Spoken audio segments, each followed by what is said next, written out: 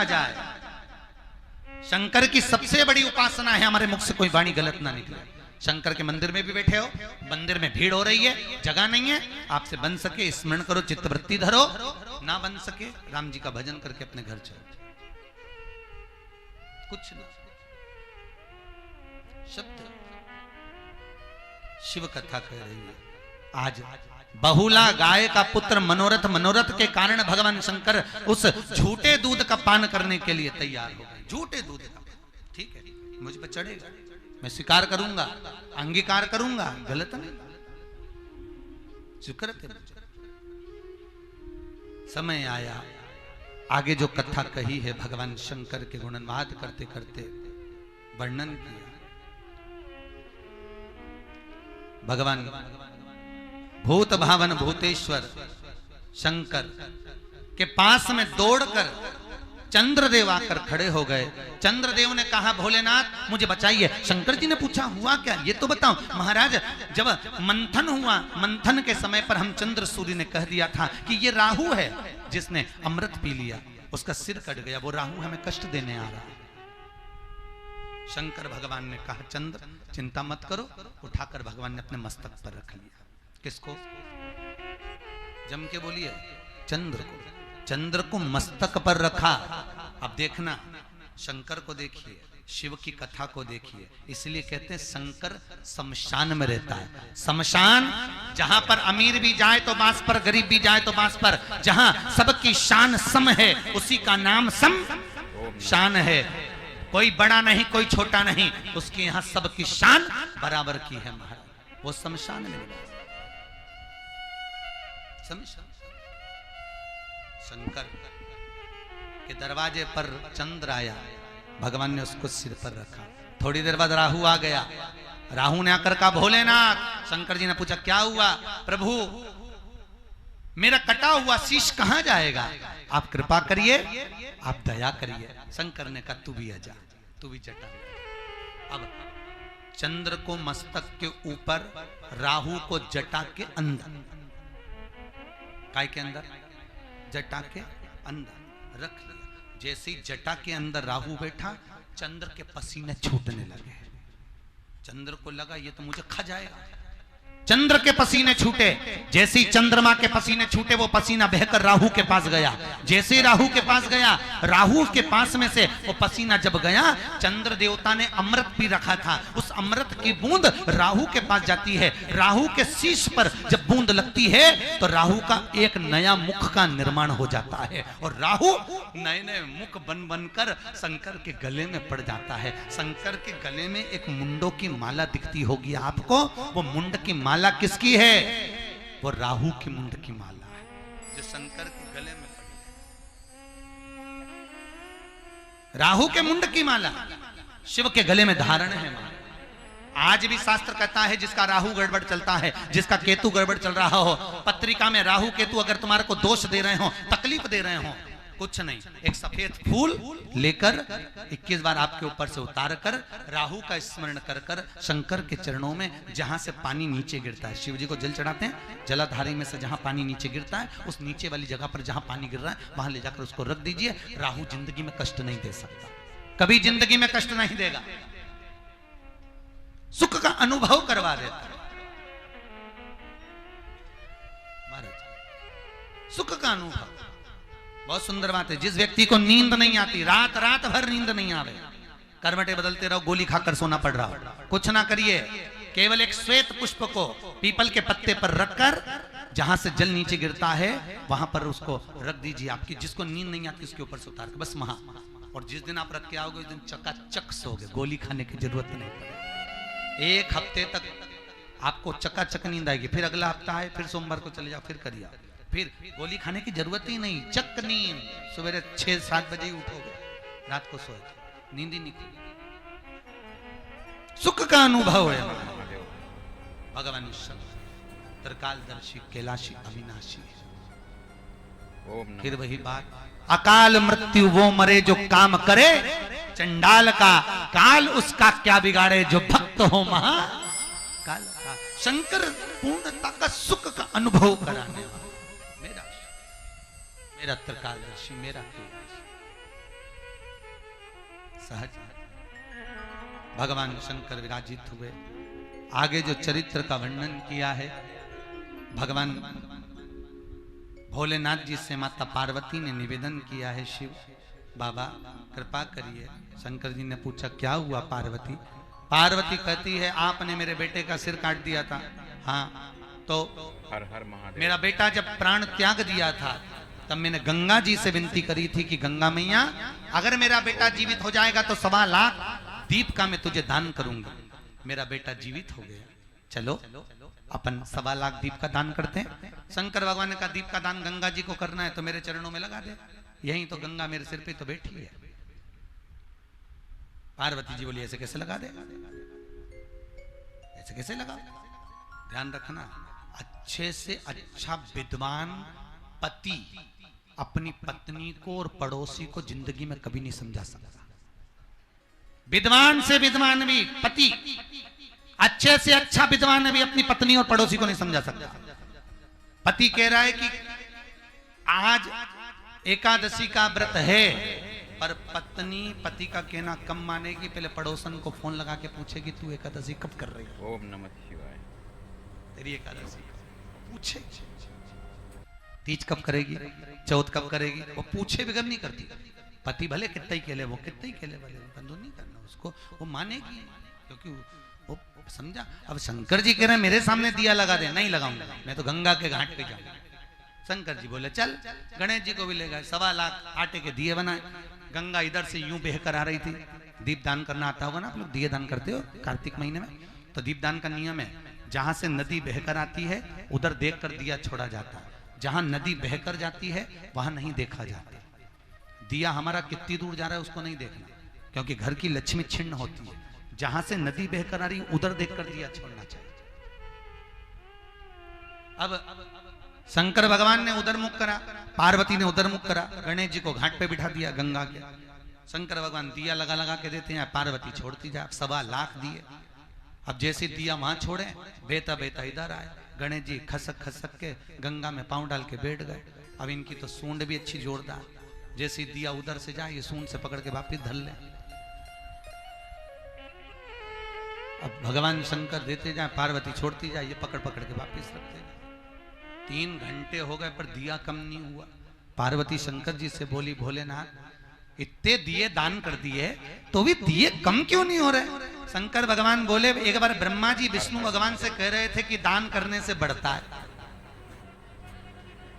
इसलिए बढ़ रहा है। ओम नमः। अब इनको क्या मालूम कि इनका दद्दात पीछे बैठा, इनको क्या मालूम? अब वो तो बढ़ते जा। अब जैसे जैसे दिए बढ़े, गणेश जी और जल्दी पकड़ के छोड़े। अब गणेश जी की सूंड शंकर जी के पांव पे लगी, तब शंकर जी ने पार्वती से कहा तू बोल रही दिया कहां से बढ़ रहा है, तू छोड़ रही, ये तेरी औलाद पकड़ रही, ये तेरी औलाद। पार्वती जी गणेश जी के पास पहुंची। अरे ओ गणेश। गणेश बोले हाँ मां, ये क्या कर रहा है? गणेश जी बोले मैया सब बहकर जा रहे थे ना, सबको पकड़ पकड़ के किनारा दे दिया। इतने में पार्वती जी बोली रे गणेश तो किस किस को पकड़ के किनारा देगा? ये भव सागर में, संसार सागर में कितने बहकर जा रहे हैं, किस किस को पकड़ कर किनारा देगा? गणेश जी कहते हैं मां जो एक बार शिव महापुराण की कथा में जाएगा उसका हाथ पकड़कर मैं किनारा दे दूंगा। जो एक बार शिव महापुराण की कथा में पहुंच गया, मेरे गणेश जी महाराज ने उसको पकड़कर किनारा। ऐसे मेरे भगवान गणेश नित्य नई लीला का स्मरण कर रहे, नित्य नई। भगवान गणेश जी महाराज सुंदर आनंद सुख को पा। शंकर भगवान निर्मल भाव भक्ति का स्मरण करते हैं महाराज। चारों तरफ सुख का अनुभव होता है, आनंद होता है। शास्त्र कहता है महाराज हरि हरि दूबा चढ़े गजानंद हरे हरे। अरे हरि हरि दूबा चढ़े गजानंद हरे हरे। गजानंद हरे हरे, गजानंद हरे हरे, गजानंद हरे हरे, गजानंद हरे हरे। अरे हरि हरि दूबा चढ़े गजानंद हरे हरे।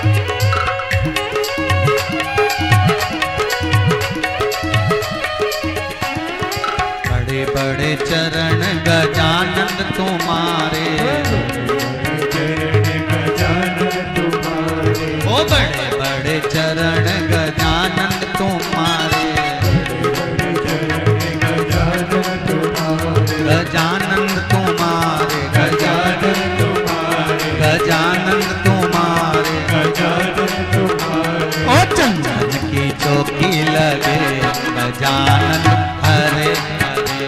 अरे चंदन की चौकी लगे गजानन हरे हरे। अरे हरि हरि दूबा चढ़े गजानंद हरे हरे। हरि हरि दूबा चढ़े गजानन हरे हरे। हो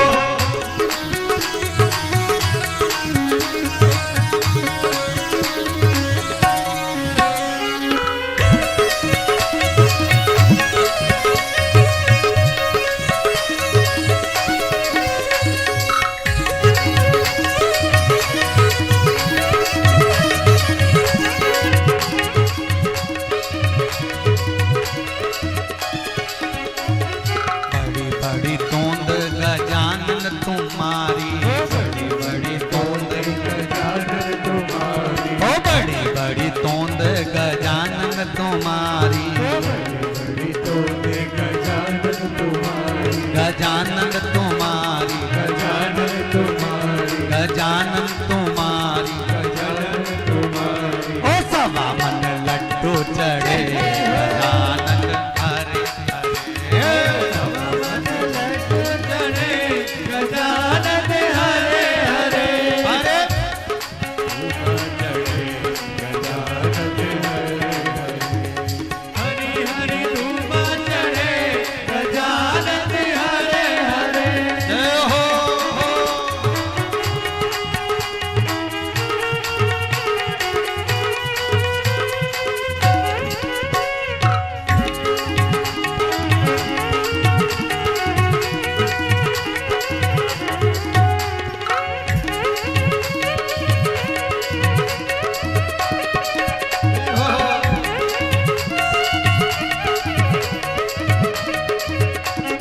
बड़े बड़े शीश गजानन तुम्हारे, बड़े शीश गजानन तुम्हारे। ओ बड़े बड़े शीश गजानन तुम्हारे, बड़े शीश गजानन तुम्हारे। गजानन तुम्हारे, गजानन तुम्हारे। गजानन तुम्हारे। गजानन तुम्हारे। ओ सोने का छतर लगे गजानन हरे हरे। सोने का छतर लगे गजानन हरे हरे। दूबा चढ़े गजानन हरे हरे। हरि हरि धूपा चढ़े गजानन हरे हरे। जय हो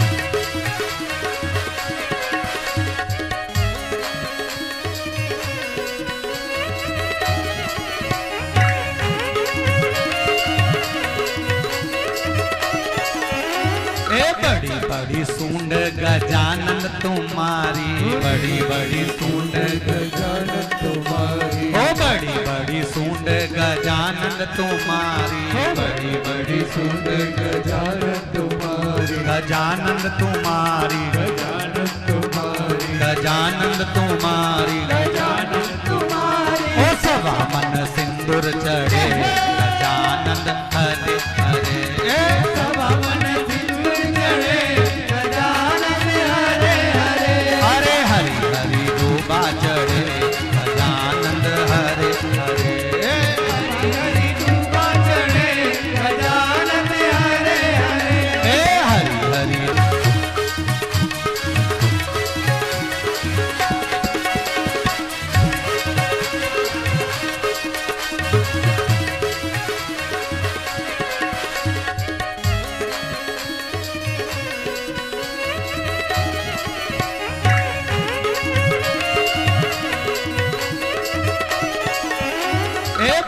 बड़ी सूंड गजानन तुम्हारी, बड़ी बड़ी सूंड गजानन तुम्हारी। ओ बड़ी बड़ी सूंड गजानन तुम्हारी, बड़ी बड़ी सूंड गजानन गजानंद तुम्हारी गजानन तुम्हारी गजानंद तुम्हारी